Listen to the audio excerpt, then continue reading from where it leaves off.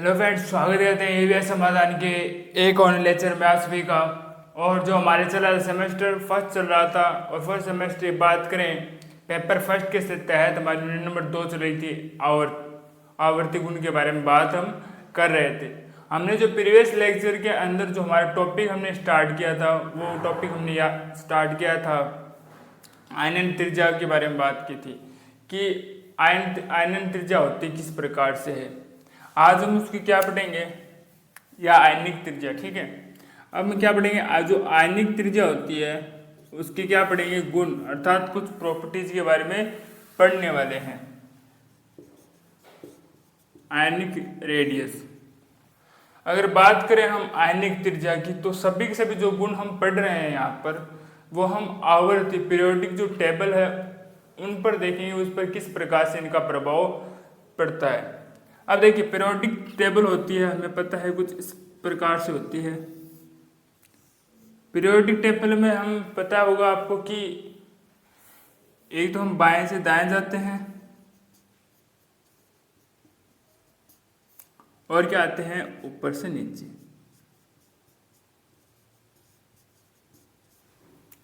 ठीक है, और बाएं से दाएं हम किसके लिए जाते हैं, वर्ग के लिए। ऊपर से नीचे किसके लिए आते हैं, आवर्त के लिए।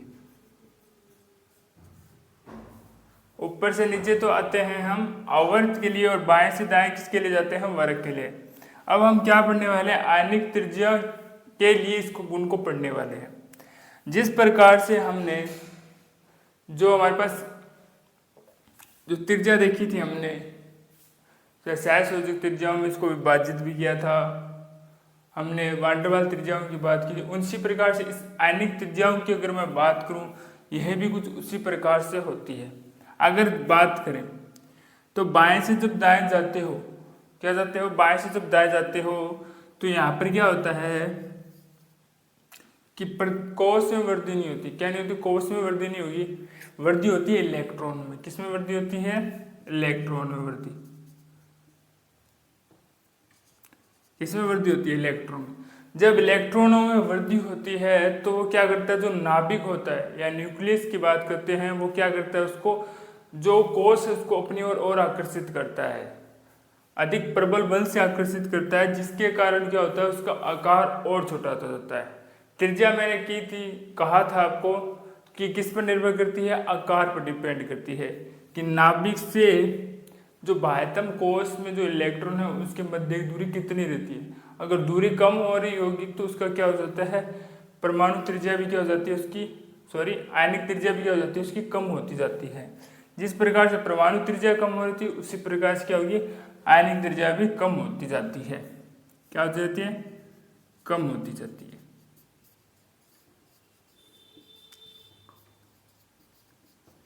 अगर हम बात करें इसकी आयनिक त्रिज्याओं की, हम आवर्त के लिए बात करते हैं कि जब हम ऊपर से नीचे आते हैं, क्या आते हैं, जब ऊपर से नीचे आते हैं तो पता होगा आपको कि एक कोश की क्या होती है, वृद्धि होती रहती है। जैसे ये है,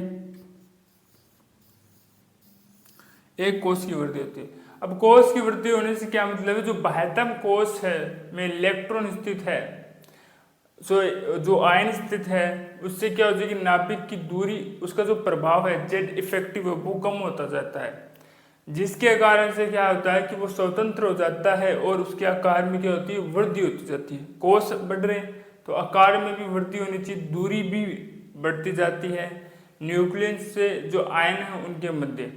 ठीक है, नाभिक से क्या होता है, जो आयन के मध्य क्या होती है, दूरी भी बढ़ती जाती है, जिसके कारण क्या हो जाता है, जब हम ऊपर से नीचे आते हैं तो लगातार क्या होता है, इसके आकार में वृद्धि होती है।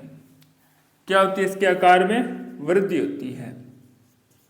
जैसे वो ऊपर से नीचे आएंगे तो आकार में क्या होगी, वृद्धि होगी।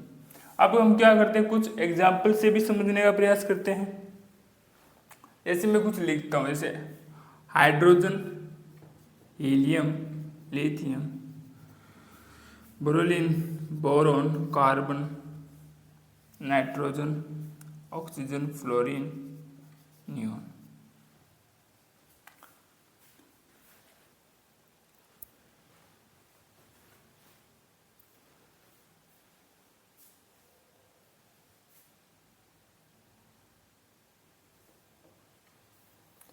ठीक है। अब आपको पता होगा कि ये कितने नंबर पर आता है, 1s1। ठीक है। अब मैंने क्या कहा था कि वो उत्कृष्ट गैस अभिविन्यास प्राप्त करना चाहते हैं। क्या प्राप्त करना चाहते हैं? उत्कृष्ट गैस अभिविन्यास। अब उत्कृष्ट गैस अभिविन्यास प्राप्त करने के लिए मैंने कुछ स्थिति बताई थी, वो आप कुछ इस प्रकार से कहता है, इसमें स्थिति में आ सकता है, या वो अपने अंदर कितने बढ़ सकते हैं, इलेक्ट्रॉन 8 को बढ़ सकता है। ठीक है। तो स्थिति आती है 2, 8 और 8। ठीक है। इन्हें क्रम लिख लीजिए, जैसे 2, 3, 4, 5, 6, 7, 8, 9 और 10। ठीक है। अब आपको समझ में आ जाएगी धनायन व ऋणायनिक जो आयनिक त्रिज्या उनकी हम बात करने वाले। देखिए, इसको अपने उत्कृष्ट गैस अभिविन्यास प्राप्त करने के लिए जो हाइड्रोजन की अगर बात करता हो तो ये एक इलेक्ट्रॉन निकाल भी सकता है, एक इलेक्ट्रॉन त्याग भी सकता है। तो हम एक बार इसकी त्यागने की प्रवृत्ति के कार्य में बात कर लेते हैं। तो ये क्या बना रहा है हमारे पास, H+ का भी निर्माण करता है और H+ का भी निर्माण कर रहा है। हीलियम की बात कर लेता हूँ मैं। हीलियम उत्कृष्ट गैस विन्यास है, तो इसमें आप कुछ परिवर्तन मत कीजिए, है कुछ जोड़ना नहीं घटाना। लिथियम की बात कर लीजिए।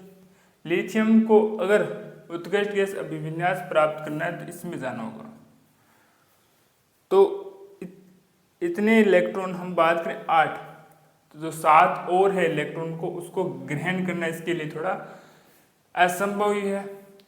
तो इससे आसान क्या होगा कि वो एक इलेक्ट्रॉन को त्याग देता है, तो ये क्या बनाता है, लिथियम प्लस बना लेता है। ठीक है।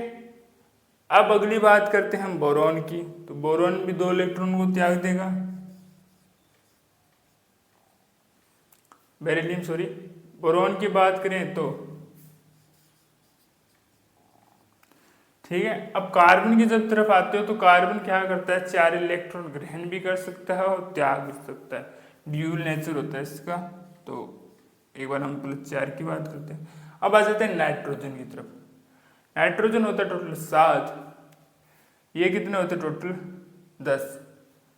ठीक है। अब क्या हो जाता है कि 10 है इसके पास, और इसे 5 इलेक्ट्रॉन निकालना थोड़ा क्या हो जाता है, कठिन कार्य हो जाता है कि 5 इलेक्ट्रॉन हम निकाल ले। उसके मुकाबले अगर बात करें इसमें 10 बनाना है तो इन इलेक्ट्रॉन आप इसमें जोड़ सकते हैं। तो ये क्या होने लगता है, N-3। और ऑक्सीजन क्रम से क्या होने लगता है, O2-, और ये क्या होने लगता है, F-। और नियोन तो आपको पता ही है उत्कृष्ट गैस विन्यास होती है। ये रहा उत्कृष्ट गैस नियोन, ये रहा हीलियम। तो इसमें आप कुछ छेड़छाड़ मत कीजिए, कुछ इस प्रकार से हम बना सकते हैं। अब हम बात करते हैं कर्म की। किसकी बात करते हैं, कर्म की। तो मैंने क्या कहा था, अगर मैं सिर्फ धनायन की यहाँ से आप बात करते हो, किसकी बात करते हैं हम, केवल धनायन की बात करते हैं। तो मैंने कहा था कि जैसे जैसे आप बाएं से दाएं की तरफ जाओगे तो क्या हो जाता है, कम होते जाते हैं। तो सबसे अधिक किसकी हो जाएगी, अगर लिथियम की बात करूं मैं, लिथियम प्लस की सबसे ज़्यादा हो जाएगी। फिर केवल मैं धनायन की बात करूं तो यही क्रम हो जाएगी ऋणायन के लिए भी। ये लीजिए, धनायन और ऋणायन अगर आपको पूछे, क्रम पूछ रहा है, तो आप कुछ इस प्रकार से विथ एग्जाम्पल इन दोनों को बता सकते हैं। अगर हम बात करें वर्ग की, किसकी बात करता हूं, वर्ग की बात करता हूं। देखिए, हेलिना की रब से फरियाद, हेलिना की रब से फरियाद की अगर मैं बात करूं, ठीक है, मैंने क्या कहा है कि ये सभी क्या होते हैं, 1s1 कक्षक में आते हैं। ठीक है। और सभी क्या बनाते हैं, इनकी प्लस ऑक्सीकरण अवस्था +1 होती है। ठीक है। और सारे क्या बनाएंगे, आपको Na+ बना लेते हैं, K+ बना लेते हैं। तो इनका क्रम होने क्या वाला है, तो मैंने कहा जैसे जैसे ऊपर से नीचे आओगे इनका क्या होगा, जो आयनन ऊर्जा है उसकी वैल्यू क्या हो जाती है, बढ़ती जाती है। तो आयनन ऊर्जा के लिए इनका क्रम हो जाएगा इस प्रकार से।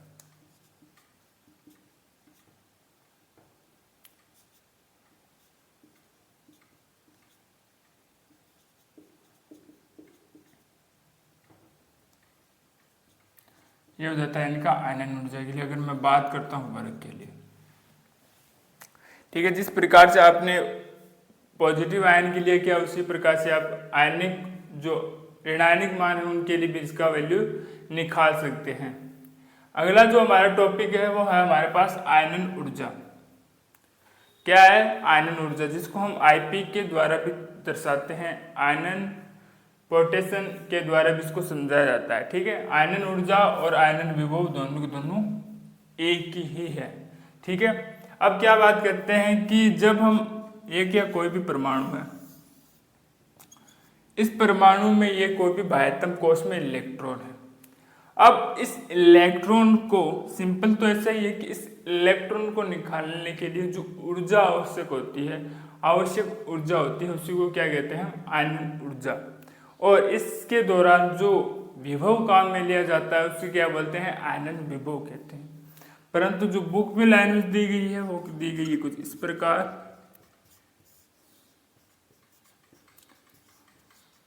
बुक में ये दिया गया है कोई भी एक विलगित गैसीय परमाणु है। कौन सा है? विलगित गैसीय परमाणु है। ठीक है, उस परमाणु के जो बाह्यतम कोश में जो इलेक्ट्रॉन है स्थित है उसको अनंत दूरी तक जब हम ले जाए जाते हैं उसके लिए जो आवश्यक ऊर्जा होती है उसे वो क्या बोलते हैं हम आयनन ऊर्जा। ठीक है, और यहां से विमुक्त होकर वो क्या बनाता है आयन बनाता है। क्या बनाता है आयन।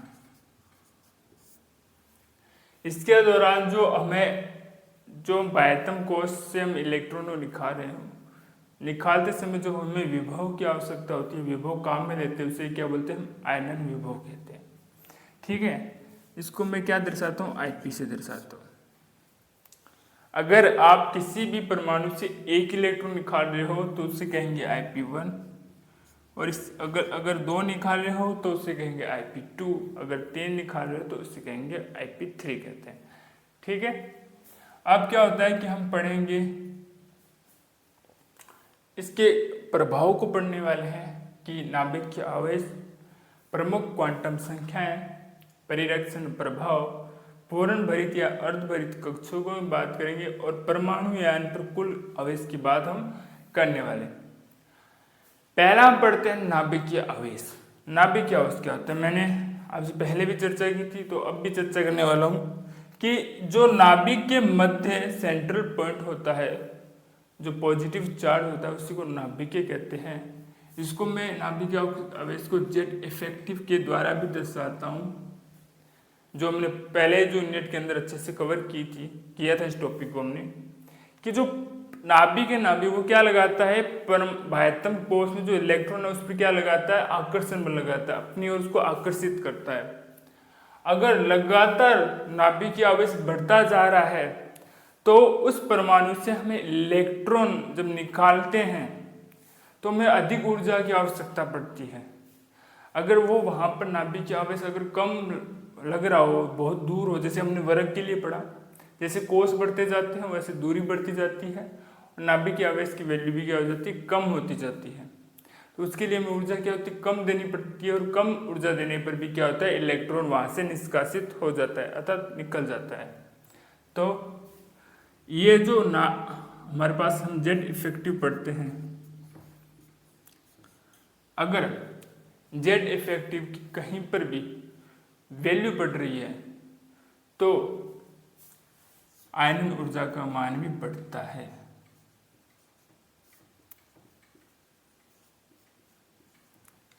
समानुपाती होती है, अगर कम होगा, अगर बढ़ती है दोनों तो बढ़ेगा, और दोनों अगर कम होती है तो कम होगा। तो कारण भी मैंने आपको समझा दिया कि किस प्रकार से होते हैं। अब आती है प्रमुख क्वांटम संख्याएं। प्रमुख क्वांटम संख्याओं की मैंने बात की थी आपको कि जितनी अधिक प्रमुख क्वांटम संख्याएं होती है, ठीक है, जैसे मैं कहूँ अगर किसी वैल्यू 4 है, 5 है, 6 है, ठीक है, अगर इनके लिए भी आप बात कर लोगे, क्वांटम संख्याओं की अगर बात कर लोगे कि जैसे जैसे क्या होता है कि हम ऊपर से नीचे आते हैं आवर्त के अंदर, तो क्या होता है क्वांटम संख्याओं की वैल्यू बढ़ती जा रही है। और हमें क्या चाहिए होता है, आयनन ऊर्जा की वैल्यू भी कम होती जा रही है। तो अगर मैं मुख्य क्वांटम संख्या को n से दर्शाऊं, जैसे जैसे बढ़ रही है वैसे वैसे क्या होगा, जो हमारे पास आयनन ऊर्जा है उसकी वैल्यू भी कम होती जाती है।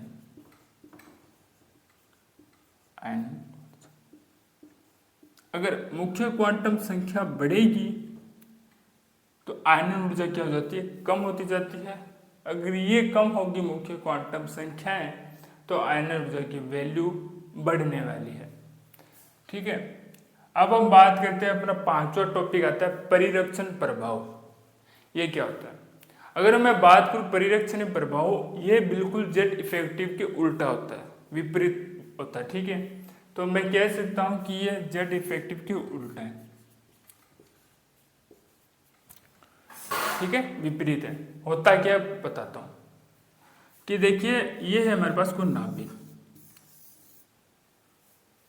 अब जो बाह्यतम कोश में जो इलेक्ट्रॉन स्थित है, और बात करें इसके अंदर जो क्या होता है कि जो कोश स्थित है, उस कोश में जो इलेक्ट्रॉन है ना, वो क्या लगाते हैं, इस पर प्रतिकर्षण लगाते हैं, अर्थात इसको दूर धकेलने का प्रयास करते हैं। जब कोश दूर हो जाएंगे नाभिक से, जो क्या होता है कि इसके जो नाभिक के प्रभाव को क्या कर देंगे, अगर कम कर देगा तो क्या होगा कि उसके लिए हमें क्या होगी, आयनन ऊर्जा हमें कम देनी पड़ेगी। तो आयनन ऊर्जा अगर परिरक्षण प्रभाव कहीं पर बढ़ रहा है तो बात करते हैं वहां पर आयनन ऊर्जा की वैल्यू भी कम होती है। क्या होती है, वहां पर आयनन ऊर्जा की भी वैल्यू कम होती है। तो आप लिख सकते हो इसको, परिरक्षण प्रभाव अगर कहीं पर भी बढ़ रहा है तो आयनन ऊर्जा क्या हो जाती है, कम होती जाती है, या आयनन विभव भी कह सकते हो, आयनन पोटेंशियल भी कम होता जाता है। अब हम बात करते हैं, हमारा अगला टॉपिक है पूर्ण भरित या अर्धभरित की बात करते हैं। देखिए, प्रत्येक जो परमाणु है ना, वो क्या करता है कि क्या होना चाहता है, अपना स्थायित्व प्राप्त करना चाहता है।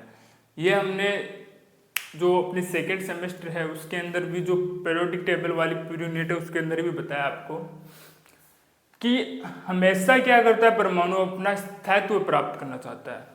जब वो स्थायित्व की अगर बात करें तो या तो वो पूर्ण भरित हो जाएगा या क्या हो जाएगा, वो अर्धभरित हो जाएगा। अगर जैसे बात करूं एस की बात करूं तो 2 इलेक्ट्रॉन डाल दिया आपने, भर दिया तो ये पूर्ण भरित हो गया। अगर मैं S1 की बात करूं तो अर्धभरित हो गया। उसी प्रकार से मैं अगर डी की बात करूं तो 10 बनने पर ये पूर्ण भरित हो गया और 5 बनने पर ये अर्धभरित हो गया। अब इस अवस्था के अंदर वो क्या करता है कि स्थायी हो गया है, तो वो एक इलेक्ट्रॉन को अपने अंदर से बाहर नहीं जाने देता चाहता, वो अधिकतम अपनी स्थायी अवस्था में ही रहना चाहता है। अगर हम क्या करें, पूर्ण भरित या अर्धभरित इलेक्ट्रॉन की बात करें, परमाणु की बात करें, अगर इलेक्ट्रॉन निकालना है तो उनमें बहुत अधिक ऊर्जा देनी पड़ती है हमें। तो जिसके कारण क्या हो जाती है, जो आयनन ऊर्जा या मैं बात करूं आयनन विभव की भी वैल्यू वहां पर बढ़ जाती है। समझ में आ गया होगा कि जो पूर्ण अर्धभरित है वो स्थायी अवस्था में है, मजबूती से क्या होगा, जो नाभिक है उससे जुड़े होते हैं।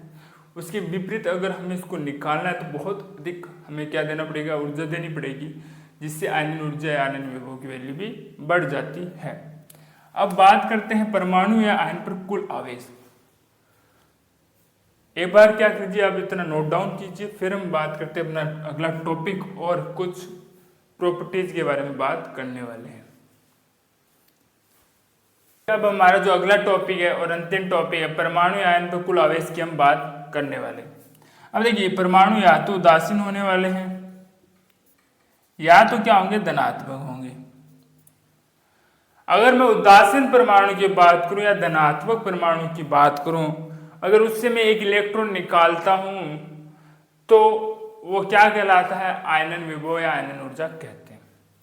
अब किस पर निर्भर करता है, अगर सपोज कीजिए कि अनुमान लगाइए कि जो परमाणु है उस पर जो धनावेश है उसकी वैल्यू बहुत अधिक है, तो उसकी अधिक वैल्यू होने के कारण हमें ऊर्जा भी उसको अधिक देनी पड़ेगी।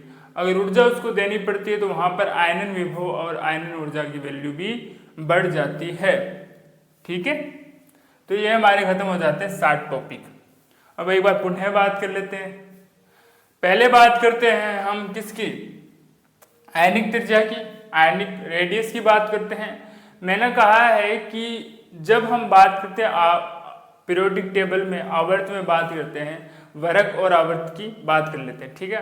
पीरियोडिक टेबल की बात करते हैं तो देखिए वर्ग की अगर बात करें तो बाएं से दाएं जाने पर क्या होती है, आयनिक त्रिज्या की मान में क्या हो जाती है, कमी होती है। कमी क्यों होती है, क्योंकि वहां पर क्या होता है, इलेक्ट्रॉन की वृद्धि होती है, जो नाभिक उसको अपनी ओर क्या होगा, प्रबल रूप से आकर्षित करेगा, और वैसे उसे बाएं से दाएं जाने पर उसकी मध्य दूरी कम होगी। दूरी कम होने के कारण आयनिक त्रिज्या के मान में भी कमी आती है। अगर आवर्त की बात करते हैं, ऊपर से नीचे लगातार कोष बढ़ते रहते, कोष बढ़ते रहने से क्या होगा कि जो बाह्यतम कोष है और नाभिक के मध्य दूरी बढ़ेगी, और दूरी बढ़ने के कारण आयनिक त्रिज्या के मान में भी वो भी क्या होगा, इंक्रीज होंगे हैं, डिस्क्रीज नहीं होने वाले हैं। अब हम बात करते हैं आयनन ऊर्जा कि एक विलगित गैसीय परमाणु है, उसमें जो बाह्यतम कोष में जो इलेक्ट्रॉन है उसे निकालने के लिए, उसे अनंत दूरी तक ले जाने के लिए आवश्यक ऊर्जा को आयनन ऊर्जा, और इस दौरान जो विभव काम मिल जाता है उसे आयनन विभव कहते हैं। अब नाभिक के आवेश की बात करूं तो नाभिक क्या करता है, इलेक्ट्रॉन पर प्रबल रूप से उसको आकर्षित करे रखता है। जितनी वो उसे प्रबल रूप से आकर्षित करेगा उसके लिए हमें ऊर्जा अधिक देनी पड़ती है, अर्थात जेट इफेक्टिव बढ़ने के साथ साथ जो आयनन ऊर्जा है उसके या आयनन विभव के मान में वृद्धि होती है। प्रमुख क्वांटम संख्या दूर बढ़ जाने के कारण क्या होता है कि वो नाभिक से और दूर होता जाता है, दूर होगा जेट इफेक्टिव कम लगेगा, जेट इफेक्टिव कम लगने से आयनन ऊर्जा के मान में कमी आती है। परिरक्षण प्रभाव जो जेट इफेक्टिव के उल्टा है, मैंने बताया परिरक्षण प्रभाव क्या होता है, जो अंदर बाह्यतम कोष की स्थिति जो इलेक्ट्रॉन है, जो कोष है उसमें जो इलेक्ट्रॉन स्थित है वो क्या लगाते हैं, सब प्रतिकर्षण लगाते हैं, जिसके कारण वो जेट इफेक्टिव के मान में कमी करेंगे और आयनन ऊर्जा के मान में भी क्या हो जाती है, कमी हो जाती है। अगर कोई भी परमाणु पूर्ण रूप से भरित है, अर्ध रूप से भरित है तो स्थायित्व प्राप्त कर लेता है। स्थायित्व के विरुद्ध अगर हम ऊर्जा देते हैं तो उसको और आयनन ऊर्जा प्राप्त करनी होती है, उसके लिए हमें बहुत अधिक ऊर्जा देनी होगी। अब परमाणु और आयन कुल आवेश की बात करें, या उदासीन हो या वो धनावेशित हो, इस बात पर निर्भर करता है कि वो कितना उस पर धनावेशित चार्ज उस पर कितना है, उतनी अधिक क्या हो जाती है, उसकी आयनन ऊर्जा या आईपी हो जाती है। आशा करते हैं आज का जो लेक्चर आपको अच्छे से समझ में आया होगा। फिर भी मन के अंदर कोई डाउट्स रहता है तो उसको कमेंट बॉक्स में लिख दीजिएगा, आने वाली क्लास के अंदर उसका जरूर सोल्यूशन दिया जाएगा। मिलते हैं आपको एक और लेक्चर में, तब तक के लिए धन्यवाद।